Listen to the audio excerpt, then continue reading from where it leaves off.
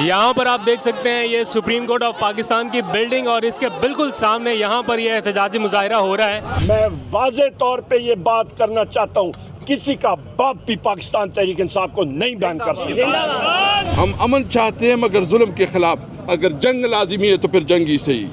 मैं इनको कहता हूँ कि अगर तुम्हारी ख्वाहिश है कि जंग करना है, यकीन जानो हम तुमसे 2 कदम आगे होंगे। खान साहब के साथ हैं, मरते दम तक साथ है, आखिरी सांस तक साथ है। उम्मीद कर रही हूँ, दुआ कर रही हूँ, आलिया के भी आज डिसीजन है, इंशाल्लाह वो भी घर आएंगे आज इंशाल्लाह ताला।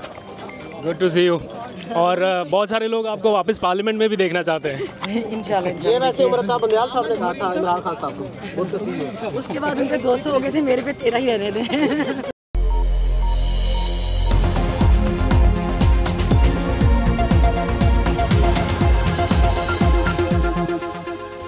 बिस्मिल्लाहिर्रहमानिर्रहीम, अस्सलाम वालेकुम। पाकिस्तान और दुनिया भर में देखने और सुनने वालों को अब्दुल कादिर का सलाम। इस वक्त मैं पार्लियामेंट हाउस में मौजूद हूं और यहाँ पर पाकिस्तान तहरीक इंसाफ और सुन्नी इत्तेहाद कौंसिल की मुश्तरका पार्लिमानी पार्टी का एक अहम इजलास शुरू होने जा रहा है। 2-3 अहम इशूज़ हैं। एक तो कुछ क्रैकडाउन की इतलात मौसूल हो रही हैं PTI को, सुन्नी इत्तेहाद कौंसिल को, फिर सुप्रीम कोर्ट का जो फ़ैसला है, फिर एडहॉक जजेस की तकर्री का मामला और PTI के ऊपर लगने वाली मुमकिन पाबंदी, इसके ऊपर रद्द अमल क्या होना चाहिए पार्टी का या मुश्तरका पार्लिमानी पार्टी का, उसके ऊपर गौर के लिए ये इजलास बुलाया गया। तो आज काफ़ी आपको सख्त रद्दअमल देखने को मिल सकता है। ख़ास तौर पर पाकिस्तान तहरीक इंसाफ के अरकान जो हैं वो बताया जा रहा है कि आज पार्लियामेंट के सामने एहतजाजी वॉक भी करेंगे टूवर्ड सुप्रीम कोर्ट। तो मैं आपको अपडेट करूंगा, सारे विजुअल्स भी दिखाऊंगा, मेरे साथ रहिए। इस वक्त पार्लियामेंट हाउस की राहदारी पर पहुंच चुका हूं। अरकान की आमद का सिलसिला जारी है, बाज़ अरकान पहुँच चुके हैं और कुछ ही देर में इस इजलास को ज्वाइन कर लेंगे। तो आप हमारे साथ रहिए, आपको अपडेट करता रहूँगा। तो पाकिस्तान तहरीक इंसाफ की पार्लियामानी पार्टी का इजलास अब ख़त्म हो चुका है और अली मोहम्मद खान को भी आप देख सकते हैं।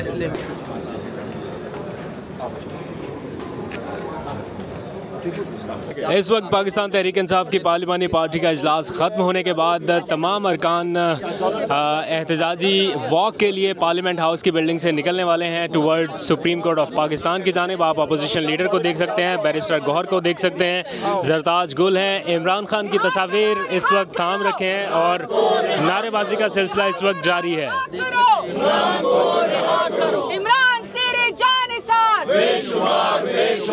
पाकिस्तान तहरीक इंसाफ पर आयद होने वाली मुमकिन जो पाबंदी है उसके खिलाफ ये एहतजाजी वॉक है। साथ सुप्रीम कोर्ट में एडहॉक जजेस की तैनाती के मामले के ऊपर भी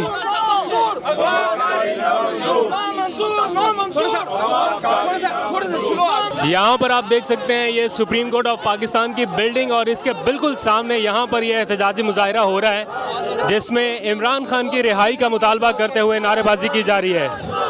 सर जी, कैसा लग रहा है आपको देख के सनम जवेद को यहाँ पे? इंशाल्लाह जो ह्यूमन राइट्स की वायलेशन की कहानियाँ लिखी जाएगी उसकी कहानी सबसे टॉप पे होगी। क्या पहली बार आप पार्लियामेंट के अंदर जा रही है जिंदगी में? पहली बार ही जा रही है। इससे पहले आई है यहाँ पे? आइए, जितनी हमारी खवातीन है, जिस तरह वो डट के उन्होंने मुकाबला जबर का किया है, नाकानूनियत का किया है, फिरौनियत का किया, हमें इन पे फख्र है अल्हम्दुलिल्लाह। इंशाल्लाह उम्मीद कर रही हूँ, दुआ कर रही हूँ, आलिया के भी आज डिसीजन है, इंशाल्लाह वो भी घर आएंगे आज इंशाल्लाह ताला। Good to see you. और बहुत सारे लोग आपको वापस पार्लियामेंट में भी देखना चाहते हैं इंशाल्लाह। ये वैसे उमर बंदयाल साहब ने कहा था इमरान खान साहब को, गुड टू सी यू। उसके बाद उन पे 200 हो गए थे, मेरे पे 13 ही रहने थे। पाकिस्तान तहरीक इंसाफ के तमाम अरकान असम्बली हैं, पार्लिमानी पार्टी के वो तमाम लोग जो इस वक्त इमरान खान की रिहाई के लिए एहतजाज करते हुए आगे बढ़ रहे हैं और इस वक्त ये मीडिया के नुमाइंदगान से गुफ्तगू करने जा रहे हैं। तो आइए आपको दिखाते हैं।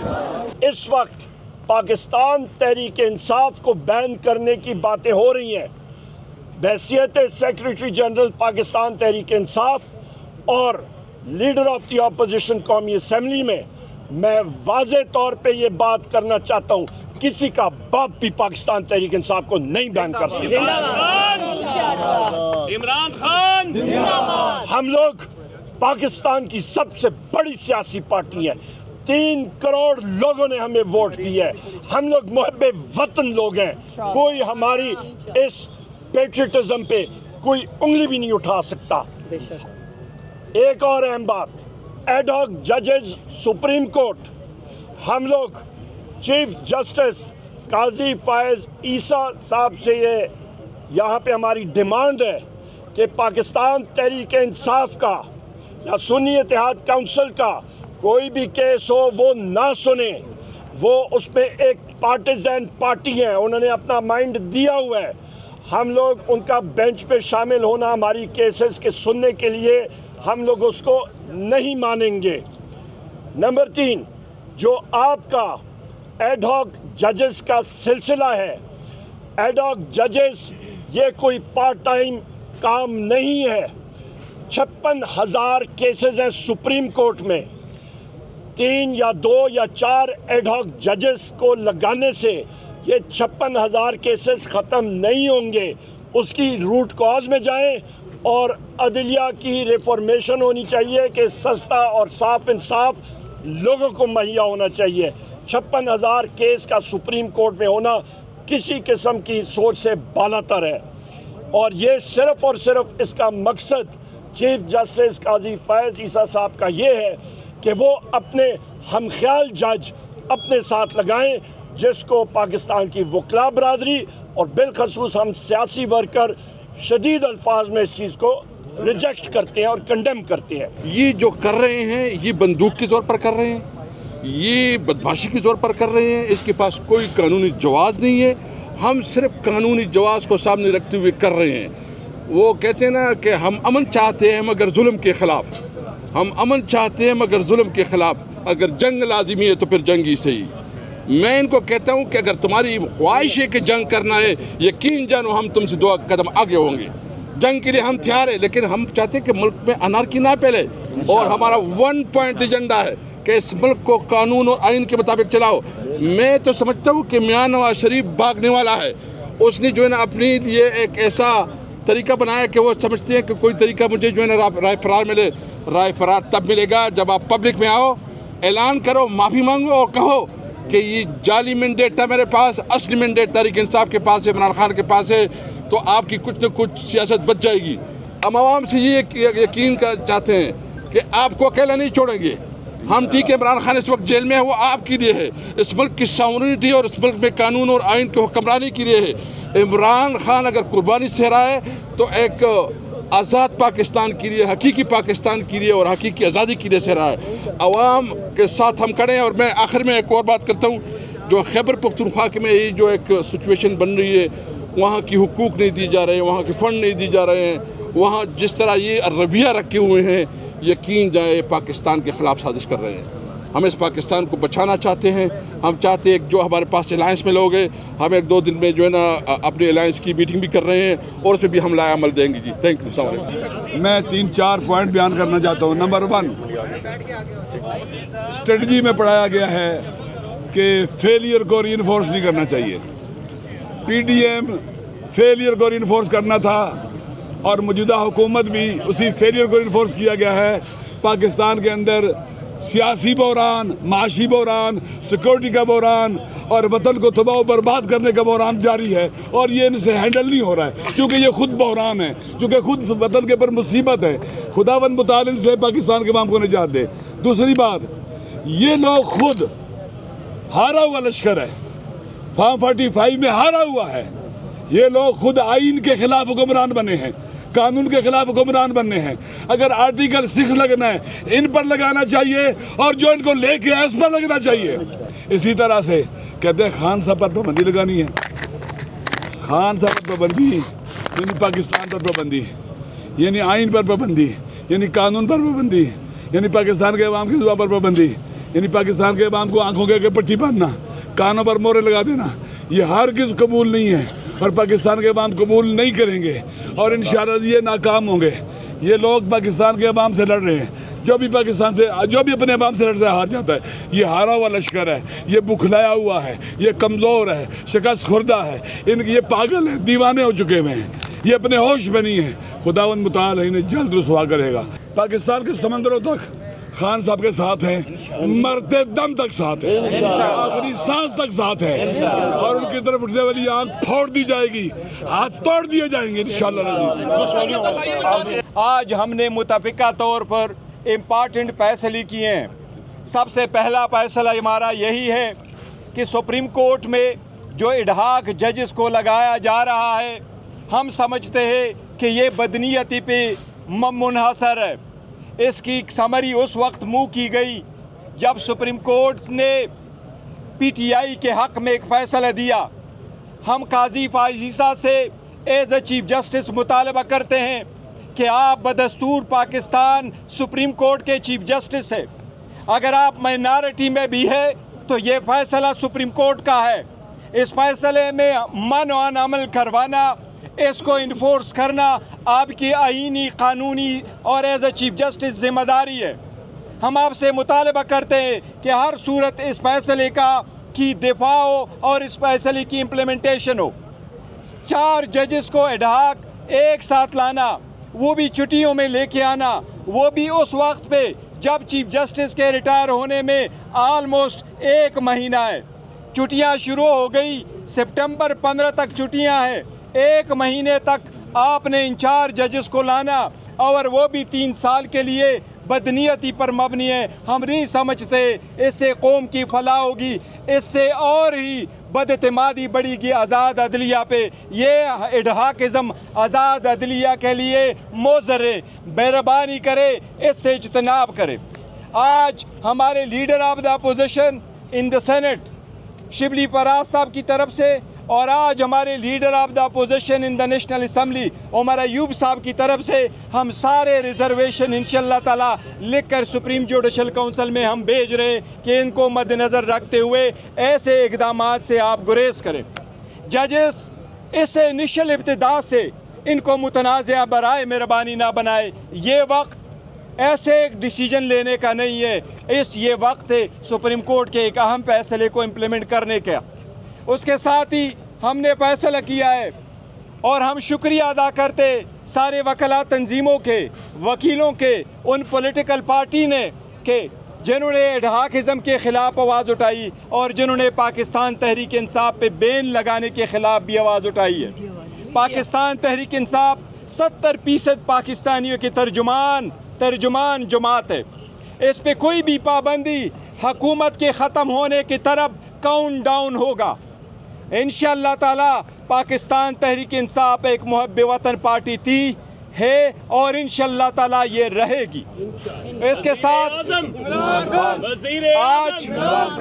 आज हम इलेक्शन कमीशन को अपनी कन्फर्मेशन पार्टी की तरफ से वापस दे रहे हैं। जिस तरह सुप्रीम कोर्ट की डायरेक्शन है, 37 MNA ने अपने एफिडेविट्स फाइल किए हैं, उसकी कन्फर्मेशन हम भेज रहे हैं। बाकी हमारे 3 MNA साहिबान हैं, वो दुबई में थे और उम्रा पे हैं, उनके एफिडेविट आज मिल जाएगी इंशाल्लाह, वो भी कल सबमिट हो जाएगी और उनका भी हम कन्फर्मेशन भेजेंगे। हम इलेक्शन कमीशन से पुरजोर मुतालबा करते हैं कि ये आखिरी वक्त है, ये आखिरी वक्त है।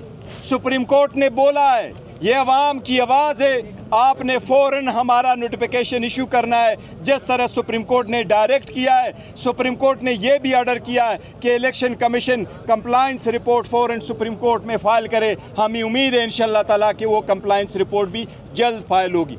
शिबली साहब, अक्सर बातें मेरे साथियों ने कर ली हैं। मैं ये कहना चाहूँगा कि पिछले 2 साल से जिस तरह के ये सिस्टम बेनकाब हुआ है, जिस तरह से पाकिस्तान के अवाम को ये मालूम हुआ है कि उनकी जो किस्मत है वो किस तरह से उसको मैनेज किया जाता है। जब से सुप्रीम कोर्ट का फैसला आया है रिज़र्व सीट्स के बारे में, तो ये जो हुक्मरान टोला है ये तलमला उठा है, ये बौखला गया है और उनको समझ नहीं आ रही कि क्या करें जिससे कि इस पूरा जो कि एक आवाम की जो एक राय थी, आवाम का जो एक मैंडेट था, वो वापस आवाम के नुमाइंदों की तरफ जा रहा है। जिस तरह से ये बातें हो रही हैं कि पार्टी को बैन करो, ये एक इंतहाई भोंडा कदम है जो कि हुक्मरान टोला ये समझता है कि बौखलाहट में वो जो इनकी ऑप्शंस ख़त्म हो गई हैं, इनके पास और कोई ऑप्शन नहीं रही। जिस तरीके से आईन और कानून को जूते की नोक पे रखा जा रहा है, जिस तरह से आईन शिकनी हो रही है, जिस तरह से कि इदारा जाती पस्तगी का मुजाहरा हो रहा है, उससे ये मुल्क आगे नहीं जा सकता। ये सिर्फ नीचे ही जा सकता है।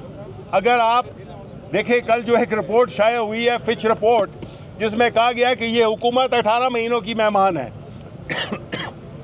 और उसके बाद टेक्नोक्रेटिक सेटअप आएगा। देखें, हम इस मुल्क के साथ मज़ीद खिलवाड़ करने के मुतामिल नहीं हो सकते। ये मुल्क किसी एक तबके का नहीं है और आवाम इसलिए नहीं है कि वो सिर्फ टैक्स दें, वो अपने पेट काट कर और बिजलियों के बिल अदा करें, वो अपने बच्चों को स्कूल भेजें, वो अस्पताल भेजें। ये सारी फैसिलिटीज़, ये सारी मराहत जो थी, जो कि एक मिडिल क्लास या गरीब तबका अफोर्ड कर सकता था, अब वो भी उनसे छीन लिया गया है और अभी खराबी मजीद आगे आने वाले महीनों में होगी। बिजली महंगी होगी, ये मजीद जिसमें चाहे बिजली हो, बाकी अशा, इन्फ्लेशन हो, पेट्रोल, सब कुछ ये नामुमकिन बना रहे हैं पाकिस्तानी अवाम के जीने को। और मेरी रिक्वेस्ट होगी, जो भी सहाफ़त से मुंसलिक है वो इन चीज़ों को देखे। ये आने जाने वक्त है, इसमें सिर्फ सेठों की बात ना सुने, अवाम की नुमाइंदगी करें। हम उसके लिए पाकिस्तान तहरीक इंसाफ एक सीसा पिलाई हुई दीवार बन के खड़ी होगी। हमारे लोग मुख्तलिफ़ चीज़ें देख चुके हैं, वो चीज़ें जो कि इस मुल्क में कभी नहीं देखी थी। हमने अपने मैंडेट का जो हाल हुआ उसको देखा।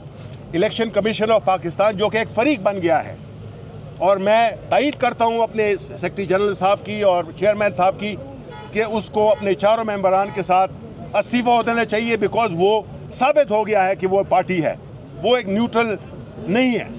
इसलिए अगर हमने इस मुल्क को एक महज़ब उसमें लाना है, महज़ब से भी एक दर्जा कम, तो आपको आईन की और कानून की हुक्मरानी माननी पड़ेगी। उसके बगैर कोई चारा नहीं है, उसके बगैर कोई रास्ता नहीं है। और ये जो हुक्मरान टोला जो इस वक्त सहूलतकार बने हुए हैं, पाकिस्तान मुस्लिम लीग नून और इवन पीपल्स पार्टी, जब बैन लगा था जुल्फ़िकार अली भुट्टो ने 1974 में लगाया था नेशनल अवामी पार्टी पे, आज उनके पास एक मौका है या था कि अपनी उस गलती को वो दुरुस्त करते। और ये जो बात की है वो इंफॉर्मेशन मिनिस्टर को, जिसके कि वो ये बात करने में उनकी मुखालिफत करें और क्लियरली अपना स्टैंड लें, बीच बीच में ना खेलें। इसलिए जो हमारे MNAs को किडनैप किया जा रहा है, हम उसकी सख्त मज़म्मत करते हैं। और आखिर में जो खान साहब और बुशरा बीबी के ख़िलाफ़ जो एक मन घड़त सियासी झूठे मुकदमे बनाए गए हैं, जिस तरह से उनको ट्रीट किया जा रहा है, वो पूरी पाकिस्तान के अवाम की नुमाइंदा लीडर हैं। उनके साथ ये रवैया, इस मुल्क के अवाम के साथ ये रवैया है। और पाकिस्तान के अवाम अब जाग चुके हैं और उन्होंने सब कुछ देख लिया है। इसलिए हमारी ये रिक्वेस्ट होगी कि अभी भी होश के नाखुन लें, आइन पे और कानून की अमलदारी पे काम करें। इसके सिवा कोई चारा नहीं है, वरना केओस है, एनार्की है, उसके अलावा कुछ भी नहीं है। आज की मीटिंग्स के हवाले से, PTI पे पाबंदी के हवाले से अंदरूनी कहानी क्या है? हाँ, अंदरूनी कहानी बताएं। अंदरूनी कहानी ये है कि लोग आग बगोला हैं कि हम क्यों नहीं इनको देखें जी। PTI को बैन करना, ये जजेस रेंटेड जजेस लगाना, और काजी फ़ाइज़ ईसा साहब और इस वक्त जो हैं हमारे सिकंदर सुल्तान राजा साहब को और उनकी सारी जो ग्रुप है, जो मेंबर्स हैं उनके, सबको इस्तीफ़ा देना चाहिए। और उनका इस्तीफ़ा खड़ा है क्योंकि कोई उनकी क्रेडिबिलिटी नहीं बची। जिस तरह से उन्होंने तासुब में सारे ऑर्डर्स दिए हैं, और काजी फ़ाइज़ ईसा साहब वो वाहिद हैं जिन्होंने इस हुकूमत को खड़ा रखा हुआ है। तो ये तो किसी तरह से भी किसी भी कोर्ट में ये दोनों नहीं चल सकते। तो इन दोनों के इस्तीफ़े मांगे। और जिस किस्म की इस वक्त पकड़ धक्कड़ हो रही है पंजाब में, जिस तरह से लोगों को जूदों को, यानी 9 और 10 मुहर्रम के दिन जिस तरह से लोगों के साथ ज़्यादतियाँ की गई हैं, मुजफ्फरगढ़ में हमारे MNAs के साथ, उनके बच्चों के साथ जो किया गया है, ये इसकी नज़ीर नहीं मिलती। और वो भी 9-10 मुहर्रम को, यानी यजीदी काम इन्होंने किए हैं पाकिस्तान में हमारे मुसलमान भाइयों ने। कैसे कर सकते हैं? कोई पूछने वाला नहीं है। इस बात को मैं आगे लेके ये चलूँगी कि जो ये इलेक्शन कमीशन ने जो ऐलान किया हमारे लिए, जो कुछ उन्होंने फ़ैसला दिया हमारी पार्टी के लिए, उससे कितना बड़ा नुकसान मुल्क कौम को हुआ। 8 फरवरी के जो हमारा इलेक्शंस था, उसमें हमारी नशिस्तें, हमारे साथ जो 8 को हम जीते हैं, 9 को हम हारे हैं। कितना हमारी जो अवाम है जिसका ये बुनियादी हक़ है कि they can give the vote and अपनी मर्ज़ी का बंदा चुने, उसको उन्होंने पामाल कर दिया। तो इसको सिर्फ इस्तीफ़ा ही नहीं देना चाहिए बल्कि इनको तो बहुत बुरी कड़ी सज़ा मिलनी चाहिए। इनके ख़िलाफ़ तो मैं कहती हूँ ये जो हमारे लिए बोलते हैं आर्टिकल 6, इसके ख़िलाफ़ लगना चाहिए, क्योंकि ये मुल्क से इन्होंने दोस्ती नहीं की, दुश्मनी की। बहुत शुक्रिया जी, थैंक यू। अच्छा।